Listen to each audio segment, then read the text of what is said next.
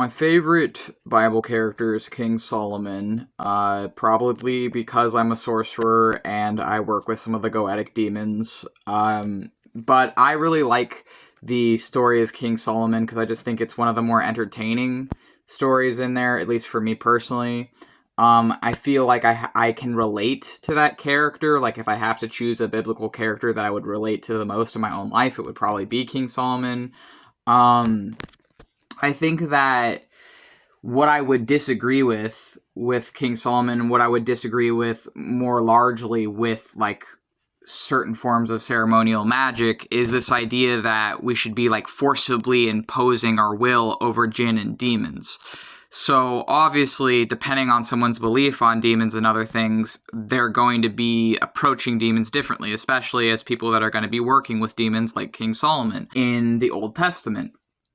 Um, or also, I believe in the Torah, since a lot of the Old Testament in Christianity comes from the Torah and Judaism, and I am neither Jewish nor Christian. I was raised Christian, and then deconverted to atheism, and I'm not an atheist anymore. I am a chaos sorcerer now, atheistic Satanist or demonolator, someone who reveres demons, a devil worshiper, right?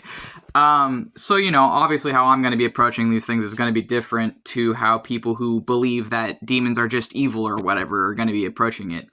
But I think it's interesting how in the mythos, King Solomon uses a ring to command the demons to do his bidding and to create the first temple to God. And this idea of this man who is so powerful that he's able to like command all these demons is definitely like it shows why he's a famous magician, a famous wizard, one of the most famous wizards of all time. And I don't personally believe that this was like a real person. However, I mean, I do believe that mythology always has a kernel of truth in it, regardless of what type of mythology or where it's coming from or whatever. I think there's always things to be learned. I think Solomon is a combination of the son, Saul, and Amen, which is like combining the words to create a figure.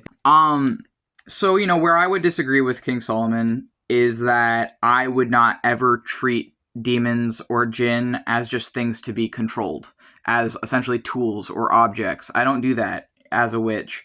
I treat and see demons as my equals. I treat them as fully fledged people. I treat them as guests. I treat them as autonomous people with their own dreams, with their own goals, with their own lives, and I don't force them to do anything. So that would be the difference between me and like a ceremonial magician or someone who is more like going from a more perhaps Abrahamic approach to demons. Is when you are someone who venerates demons, you don't force demons to do things against their will. So like I don't it's a different system of magic, essentially, with chaos sorcery. Chaos sorcery is a more modern approach, but also chaos sorcery is sort of an older approach because a lot of it is coming from or like an expansion off of like pantheism and polytheism and practices that already exists before chaos sorcery, but then became enmeshed in the 1970s within chaos sorcery.